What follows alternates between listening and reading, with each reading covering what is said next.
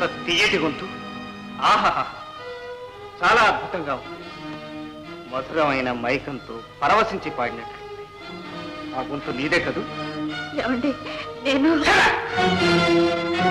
నీతో కలిసి పాడిన ఆ అదృష్టవంతులు పాల పొంగు లాంటి పరువాలు నీ కళ్ళల్లో తొంగి చూసే ఆ రోజుల్లో నీ ప్రియుడెవరో నేను తెలుసుకోవచ్చా?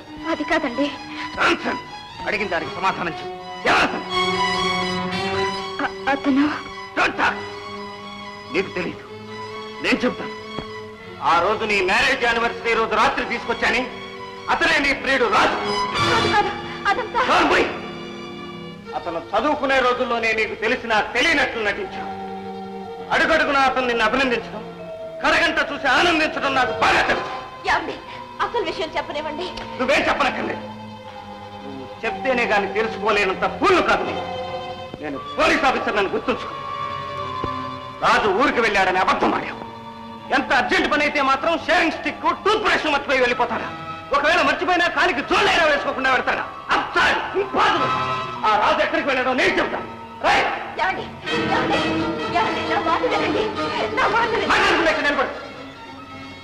ఆ రోజు రాత్రి నేను లేని వెన్నెల రాత్రి సరిగ్గా ఈ అద్దం ముందు నువ్వు ఒంటరిగా నిలబడ్డా. అప్పుడు రాజు ఇక్కడి నుంచి నీ అందాన్ని చూసి ఆశపడ్డాడు. ఎంతైనా ఒకనాటి ప్రియురాలు కదూ, అందుకని స్నేహితుడు భార్య ఉన్న సంగతి కూడా మర్చిపోయాడు. నేరుగా నీ గదిలోకి వచ్చాడు. కానీ అప్పుడు సడన్ గా నీ మనసు మార్చుకున్నాడు. ఇప్పుడు నేను ఒకరి ఇల్లాన్ని నా జోలికి రావద్దని అతన్ని ప్రాధాయపడ్డాను. కానీ అతన్ని నీ మాట పెడచెవిని పెట్టాడు. పూర్వ పరిచయాన్ని పురస్కరించుకుని నెత్తులు చూసిన పులిలా మీద పడ్డాడు. ఆనాడు నేను నీకు ఇచ్చిన ఈ రివాల్వర్తో అతన్ని షూట్ చేశాను. నీ ప్రేమ రామాయణం బయటపడుతుందని అతని శవాన్ని మాయం చేశావు. నువ్వు హంతకురాలు. నేను హంతకురాల్ని కాదు. నేను నన్ను కూడా చెప్పనివ్వండి. ఆ తర్వాత మీ ఇష్టం వచ్చినట్లు చేసుకోండి.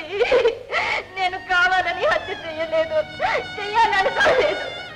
మీరన్నట్లు ఆ రాత్రి అతను వచ్చాడు, నన్ను బలాత్కరించబోయాడు.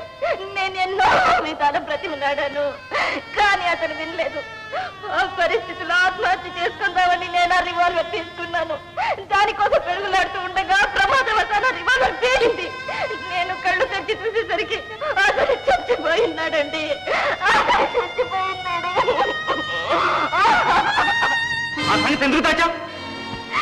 పేరు ప్రతిష్టలున్న ఇన్స్పెక్టర్ భార్య, మీ భార్య ఒక హంతకురాలని నలుగురు నవ్వుతూ ఉంటే మీరు తలెత్తుకు తిరగలేరని, మీకు బాబుకు దూరం అయిపోతానని ఈ రహస్యాన్ని నాలో దాచుకొని కుమిలిపోతున్నానండి. అతను నేను చిన్నప్పుడు చదువుకున్నామన్న మాట నిజమే. అప్పుడే అతను దుర్మార్గుడని నాకు తెలుసు. మీరు స్నేహితుడని అతని ఇంటికి తీసుకొచ్చినప్పుడు నేను ఎంతగానో భయపడ్డానండి. అతనికి నాకు ఏ విధమైన సంబంధం లేదు. నా మాంగళ్య సాక్షిగా నిజం చెప్తున్నాను. నా మాట నమ్మండి, నా మాట. నిన్ను నేను నమ్మినా ప్రభుత్వం నమ్మదు. న్యాయం చట్టం నిన్ను విడిచిపెట్టం. పర్వాలేదు, ఎవరు నమ్మినా నమ్మకపోయినా మీరు నమ్మితే చాలండి. మీ కళ్ళ ముందు సంతృప్తిగా కన్ను మూస్తారు. అది వల్ల తగ్గివ్వండి. ఆత్మహత్య చేసుకుని నన్ను నవ్వులు పాల్చేయాలి.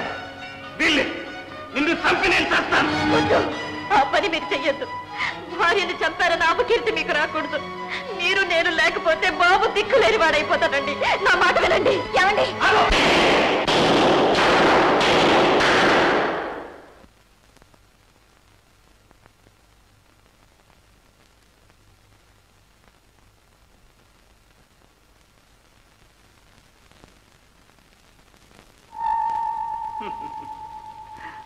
ఎందుకంత ఆశ్చర్యం? నేను నిన్ను చంపలేదు. ఇందులో ఉన్నవి నిజమైన గుళ్ళు కావు. నా రివాల్వర్ సాధారణంగా ఎవరిని చంపదు. ఇది నీకు ఇచ్చేటప్పుడు 6 డమ్మీ బుల్లెట్స్ లోడ్ చేసి ఇచ్చాను. మళ్ళీ చూసేటప్పుడు 5 మాత్రమే ఉన్నాయి. దీన్ని బట్టి జరిగిందంతా ఊహించాను. అంటే రాజు చనిపోలేదా? లేదు, ఎక్కడో బ్రతికే ఉంటాడు. నువ్వు చూసేటప్పటికీ వాడు ఎక్కడ పడి ఉన్నాడు? రండి, ఇక్కడే ఉన్నాడు. నెత్తి నుండి రక్తం కారుతుంది.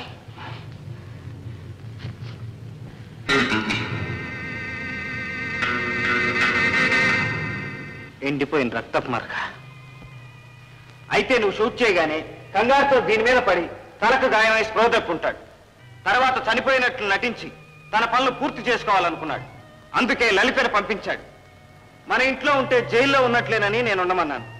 ఆమె అదృష్టం కొద్దీ తప్పించుకుని పోయింది. ఈ నేరాలన్నిటికీ కారణం ఆ రాశి. విమల, మొదటి నుంచి నీ మీద నాకు విశ్వాసం, కానీ నీకే. అలా అనకండి. మీ ముందు నేను మరోసారి ఓడిపోయాను.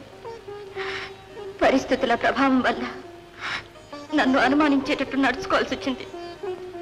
నన్ను క్షమించండి. విమల, నా భార్యని అనుమానించేటంత అల్పుణ్ణి నేను ఎప్పుడూ కాదు. మొదటే నువ్వు ఇదంతా చెప్పుంటే ఇంత దూరం వచ్చేది కాదు. కానీ నీ నోటితో నిజం చెప్పిస్తే నీకు మనశ్శాంతి ఉంటుందనే ఇంత నాటకం ఆడాను. అందుకే భార్యాభర్తల మధ్యన రహస్యాలుండకూడదు అంటారు.